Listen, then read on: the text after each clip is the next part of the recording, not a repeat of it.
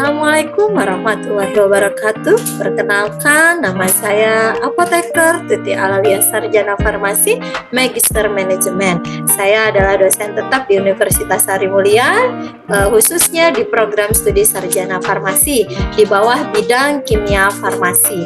Adapun yang akan saya jelaskan untuk hari ini yaitu mata kuliah tentang kimia analisis kuantitatif.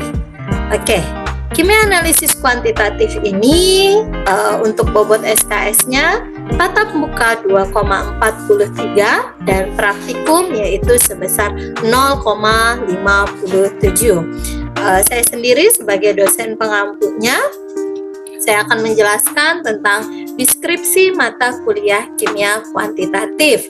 Untuk deskripsinya adalah mata kuliah ini mengajarkan kepada mahasiswa tentang analisis kimia secara kuantitatif yang meliputi aspek-aspek analisis kuantitatif dalam kefarmasian.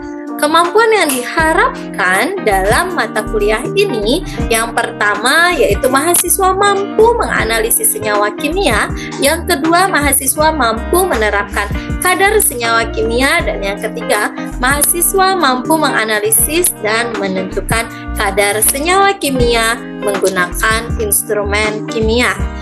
Sedangkan materi pembelajaran ini terbagi menjadi 11 submata materi pembelajaran. Yang pertama, pendahuluan tentang analisis kuantitatif. Yang kedua, metode titrasi asam basa. Yang ketiga, metode titrasi gravimetri. Keempat, tentang iodometri. Kelima, tentang bromo dan bromatometri. Yang kelima, tentang permanganometri. Ketujuh dan kedelapan, kompleksometri. Kesembilan, argentometri. Kesepuluh adalah instrumen atau identifikasi menggunakan instrumen spektrofotometer UV visible, dan selanjutnya adalah metode identifikasi dengan spektrofotometer serapan atom, dan yang terakhir adalah metode menggunakan KCKT. Nah, itu adalah materi pembelajaran pada kimia analisis kuantitatif. Sedangkan sistem pembelajaran pada mata kuliah ini yang pertama menggunakan perangkat lunak. Kita menggunakan LMS Universitas Sarimulia dengan situs yang tertera. Selanjutnya platform pengajaran online, Zoom Meeting, Google Map, dan juga WhatsApp, serta adanya video pembelajaran. Sedangkan perangkat lunas yang kita gunakan adalah menggunakan LCD, screen, papan tulis, perangkat penunjang, dan peralatan praktikum yang lainnya. Di LMS ini mahasiswa dapat mengakses bahan-bahan pembelajaran, dan juga di dalamnya terdapat RPS, modul, dan juga tugas yang akan diberikan kepada mahasiswa.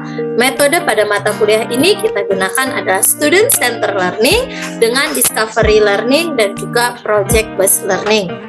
Interaksi antara mahasiswa dan dosen itu bisa dilakukan pada saat tatap muka secara langsung, dengan grup WhatsApp, dengan WhatsApp secara langsung, maupun forum LMS apabila terjadi di luar kelas. Sistem pembelajaran ini dapat dilihat. Yang pertama itu adalah afektif, yaitu aktivitas partisipatif dari mahasiswa itu sebanyak 10%. Project ini cukup tinggi, yaitu 40%, yang mana kita ambil dari nilai praktikum, baik keseharian praktikum maupun penilaian praktikum. Yang ketiga adalah tugas, penugasan yang kita ambil 20%. Yang terakhir yaitu ujian atau final exam, yang di sini kita ambil tes tulis yaitu sebesar 30% melalui CBT. Nah, itu adalah penjelasan tentang RPS atau rencana pembelajaran semester. Setelah ini saya akan menampilkan cuplikan tentang pembelajaran saya, yaitu tentang instrumen spektrofotometer. Oke, terima kasih dan selamat menyaksikan. Oke, teman-teman, bagaimana kabar hari ini? Baik. Habis ngapain tadi? Baiklah, hari ini kita akan belajar tentang spektrofotometer UV visible. Ya, sebelumnya sudah pernah membuka LMS tentang pembelajaran spektrofotometer? Nah, spektrofotometer, Febri. Oke, apa sih spektrofotometer itu, Feb? Bisa dijelaskan? Spektrofotometri itu sebuah alat untuk mendeteksi suatu kadar yang ada di lautan atau apa yang ingin kita uji gitu. Oke, jadi sekarang kita akan membahas tentang spektrofotometer UV visible. Jadi sebelumnya mungkin teman-teman sudah melihat di LMS, kaitannya di sana juga ada tugas apa sih, terus materi tentang apa sih, dan sebagainya. Ya, langsung saja kita ke outline hari ini. Nah, ini adalah capaiannya. Jadi kita harapkan hari ini mahasiswa mampu mempelajari ataupun mampu menganalisis dengan spektrofotometer UV visible tadi. Tadi sudah teman kita Febri menjelaskan bahwa spektrofotometer itu adalah instrumen analisis. Jadi dengan alat spektrofotometer kita bisa menganalisis adanya suatu kandungan di dalam makanan, adanya kandungan di dalam suatu obat, dan juga adanya suatu kandungan di dalam kosmetik. Ya, jadi ini. Nah, outline kita hari ini, bagaimana sih prinsip umum spektrofotometri? Nah, ini juga sudah ada di LMS. Oke, Put. Nah, Putri bisa dijelaskan bagaimana sih prinsip umum atau prinsip kerja dari spektrofotometri? Alat di spektrofotometri itu nanti ada namanya gelombang, Bu. Jadi gelombang cahaya itu yang akan menangkap larutan atau jenis kadar yang mau kita ukur. Oke, betul sekali. Jadi teman-teman, prinsip umum tadi sudah Putri jelaskan. Kita akan melihat bahwa prinsip umum dari spektrofotometri itu adanya panjang gelombang. Ya, ini juga sudah kita pelajari dan teman-teman sebelumnya sudah belajar bahwa di dalam spektrofotometer UV maupun visible itu adanya panjang gelombang. Ya, panjang gelombangnya ada panjang gelombang apa aja sih? Kalau UV panjang gelombangnya berapa? Betul, 200 sampai 400, atau ada literatur yang menyebutkan 190 sampai 380, atau biasa kita suka menyebutkan 200 sampai 400. Kalau visible atau sinar tampak, betul sekali, 400 dengan sampai 800. Jadi misalnya ada suatu kosmetik yang mau kita analisis, kita harus tahu dulu panjang gelombangnya berapa, baru nanti kita paparkan sinar tersebut. Oke teman-teman, saya rasa sudah memahaminya. Tadi sudah dijelaskan bahwa prinsip dasar dari spektrofotometri adanya panjang gelombang. Jadi baik itu UV 200 sampai 800 atau visible. Berapa tadi visible? 400. Betul, 400 sampai 400, yang mana intensitas dari serangan panjang gelombang yang sesuai itu yang nanti kita ambil untuk data kuantitatif. Biasanya di dalam spektrofotometer untuk data kuantitatifnya satuannya apa? Betul sekali, ppm. ppm itu adalah miligram di dalam satuan liter. Ya, nah ini tadi yang sudah kita jelaskan adanya sumber dari sinar. Baik sinar apa saja tadi? UV maupun visible. Lampu UV maupun visible ini akan diserap oleh suatu senyawa yang kadar mau kita lihat. Baru setelah itu yang menuju detektor, intensitas sinar inilah yang kita perhitungkan. Ya, bagaimana sih penetapan suatu kadarnya nanti akan kita pelajari.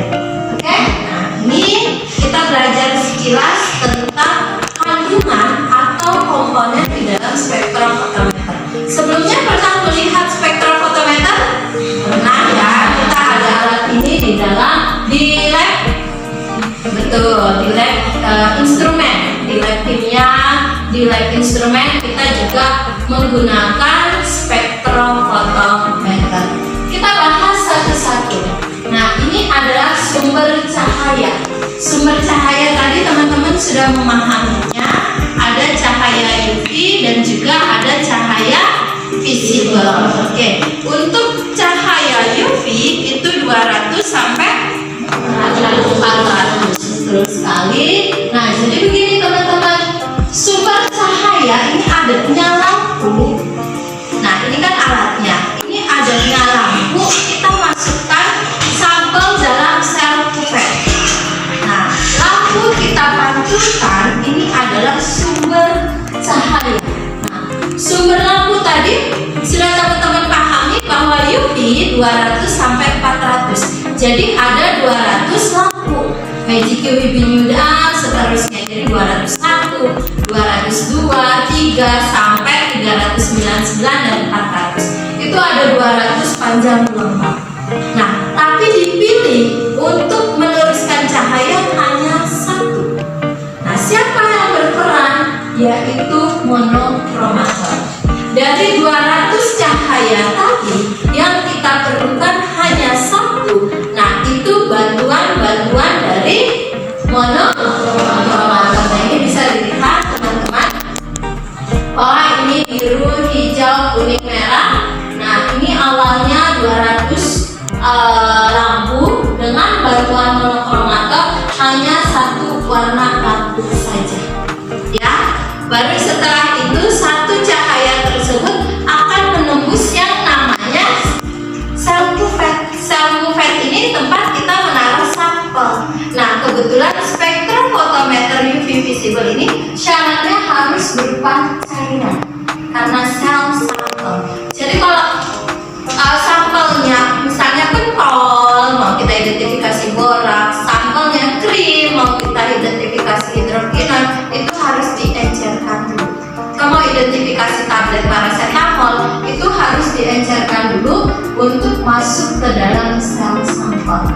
Baru setelah itu, nah cahaya dia serap, kemudian penyerapan ini akan diterima oleh detektor. Ya, baru di detektor kita akan mendapatkan suatu pengukuran intensitas cahaya. Oh, nanti kebacanya apa? Yaitu absorbensi. Ini berapa? Misalnya paracetamol.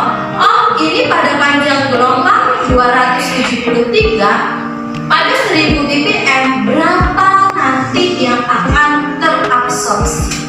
Paham sampai sini? Ada yang mau ditanyakan? Ya, silakan. Oh, tidak ada. Ada yang mau ditanyakan? Rahmadi, ada yang bertanya? Oke, ya. Oh, tidak ada. Sudah cukup memahaminya? Oke, saya lanjutkan. Nah, ini tadi yang sudah kita bahas, lampu, kemudian ada monokromator, kemudian ada suatu sel kuvert, dan ini detektor. Ya, jadi disinilah sumber cahaya, monokromator, detektor, dan pembacaan dari sinyal tersebut. Nanti kita akan belajar untuk menghitung pada pertemuan selanjutnya. Tapi teman-teman sudah tahu untuk mengetahui kadar apa rumusnya? Betul. X sama dengan Y min A per B, atau persamaan dari untuk persamaan regresinya bagaimana Y sama dengan betul BX plus A. Nanti akan kita bahas pertemuan berikutnya bagaimana sih kita mengukur dalam suatu sampel. Oke, kita lanjutkan. Nah, ini adalah sumber cahaya. Nah, jadi ini tergantung teman-teman, apakah spektrum yang kita gunakan itu adalah single band, apakah spektrum yang kita gunakan double band. Kalau berbicara single band, berarti semua sampel ataupun batu bisa kita masukkan dalam satu waktu pekerjaan.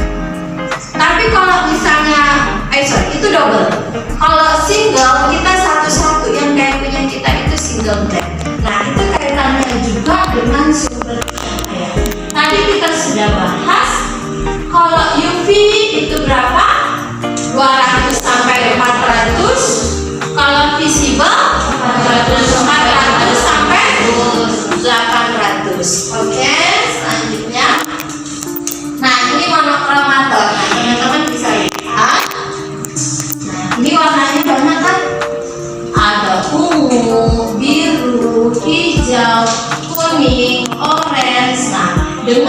adanya monokromator hanya cahaya satu warna saja. Ya, ini baru nanti dia akan mengeluarkan berwarna merah. Nah, disinilah yang akan terserap. Ya, jadi kita sudah mempelajari komponen spektrum. Yang pertama tadi apa? Sumber cahaya. Betul, sumber cahaya. Sumber cahayanya ada apa aja? UV dan visible. Kalau tipe-tipe spektrum ada apa aja? Single blank dan juga double blank. Oke. Nah, terus yang kedua monokromator. Apa sih fungsi monokromator ini? Meneruskan satu cahaya. Betul. Hanya memilah satu warna atau satu panjang gelombang saja. Oke, ini lanjutannya. Nah, ini adalah sel cuvette. Jadi botol aqua. Nah, itu kan botol. Nah, ilustrasinya botol yang kita taruh sampel, karena tidak mungkin air tersebut langsung terserap, pasti akan tumpah kemana-mana. Jadi ada perlu suatu wadah dalam sampel yang namanya sel cuvette. Ya, jadi kita menaruh sampel apapun itu dalam bentuk cairan ke yang namanya sel cuvette. Teman-teman bisa lihat di LMS nanti beberapa jenis-jenis dari sel cuvette. Apakah microcrons, apakah centipede, apakah 20 pad dan sebagainya. Jadi ini adalah yang kita gunakan dalam laboratorium. Oke, nah detektor. Apa fungsi detektor tadi? Untuk mengukur, mendeteksi berapa sih cahaya yang terserap, mendeteksi berapa sih absorbansi yang akan nantinya dibaca oleh si recorder. Simpel ya teman-teman. Jadi adanya sampel kita cairkan, taruhlah di cuvette. Baru kita tembakkan suatu lampu. Lampu tersebut 200 sampai 400 untuk UV, 400 sampai 800 untuk visible.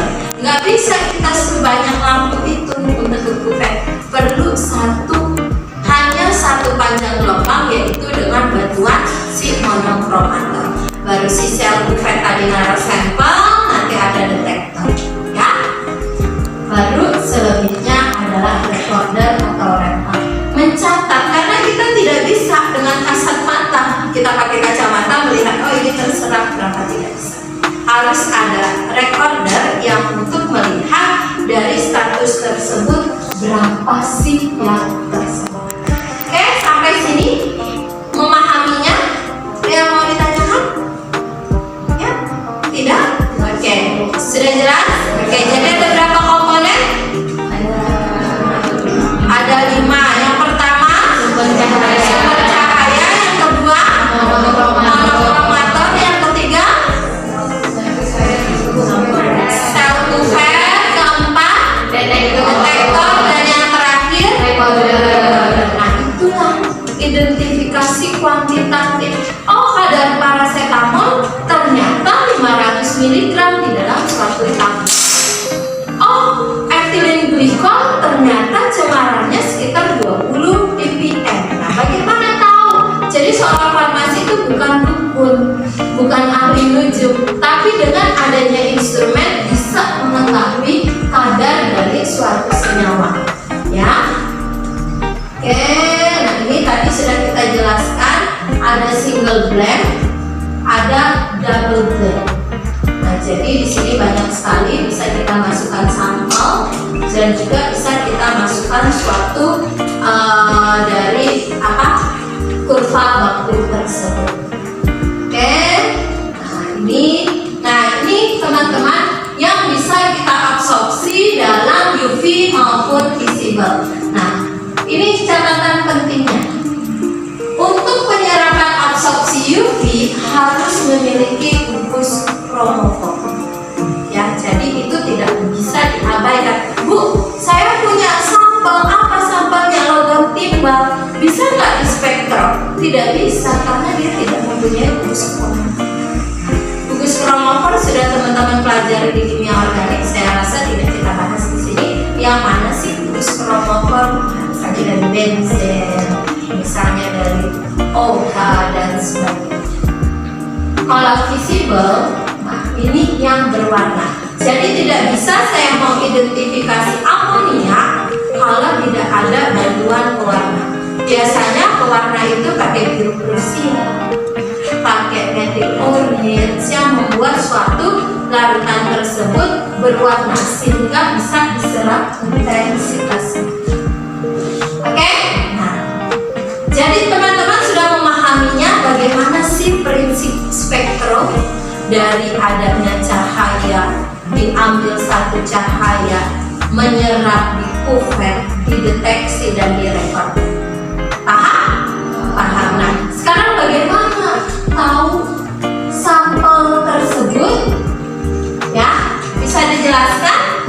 Ini sudah ya, kita di praktikum kemarin juga kita sudah bahwa dalam suatu kita menentukan spektrofotometer, hal yang pertama kali dilakukan harus tahu panjang gelombangnya. Jangan sekali-kali dia padahal panjang gelombangnya 523, tapi yang kita nyalakan lampunya UV itu nggak dapat, nggak nemu. Jadi semua sampel bisa kita identifikasi. Catatan pentingnya harus tahu panjang gelombangnya, rentannya. Apakah di UV, apakah di visible, ya. Terus yang kedua, membuat larutan baku. Nah, ini juga sudah saya siapkan untuk videonya, video yang pembelajaran bagaimana sih mempipet 2 ppm, 4 ppm, 6 dan 4. Saya rasa teman-teman sudah juga. Baru berikutnya pembuatan kurva standar. Kurva standar kita buat persamaan regresinya antara apa dengan apa? X dengan Y. X-nya adalah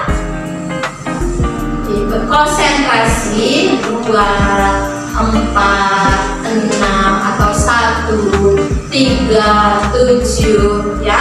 Untuk Y-nya adalah betul absorbansi yang diserap oleh spektrum tadi ya. Baru setelah itu dari kurva kalibrasi itu akan menghasilkan persamaan regresi linier. Di kurva kalibrasi akan dapat nilai apa? R, A dan B, intersect dan slope, betul ya. Pinter-pinter ya. Oke, selanjutnya kita ke pengukuran kadar sampel. Tadi sudah teman-teman jelaskan persamaan sampelnya adalah X sama dengan Y min A per B, betul ya. Ini kita lewatin. Nah, ini sudah juga teman-teman lakukan tergantung dari panjang gelombang maksimumnya ya. Pembuatan larutan bakunya. Nah, ini catatan pentingnya. Pembuatan larutan belangko kita tidak bisa hanya saya mau 2 aja. Saya suka angka 18. Jadi saya mau larutan belangkonya 1 sampai 8, enggak bisa. Minimal untuk larutan belangko berapa seri? Betul. 5 seri. Siapkan larutan baku 5 seri ya. Oke, nah baru pembuatan kurva baku, yang mana kita akan membuat kurva baku garis lurus dan garis melintang. X, X dan Y. Di sini adalah konsentrasi 2, 4, 6, 8, 10 dan seterusnya. Di atas ini adalah absorbansi. Sehingga mendapatkan nilai A dan B. Syarat untuk koefisien korelasi berapa? Dikatakan ini ya? Mendekati 1 atau minimal 0,956. Ini tadi yang teman-teman sebutkan. Nilai R sangat baik mendekati 1 ya. Ini sampelnya, sehingga persamaan regresi ini kita akan mengetahui konsentrasi X-nya dengan Y min A per B. Oke, sehingga dapatlah suatu senyawa dalam sampel tersebut. Nah, ini langsung saja ke contoh sambil nanti dihitung di rumah ya. Ini adalah tugas mandirinya. Nah, dari kurva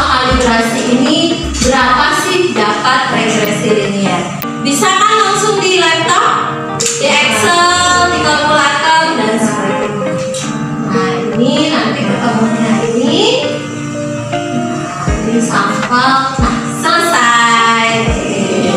Ya, jadi saya rasa teman-teman bisa seperti ini tadi. Jadi cukup memahaminya, baca dulu materi-materi di LMS karena sudah ada di RPS. Baru nanti selebihnya teman-teman sesuaikan dengan tugas, banyak-banyaklah latihan. Oke? Selesaikan apa yang sudah teman-teman mulai dan alhamdulillah teman-teman akan menyelesaikan apa yang teman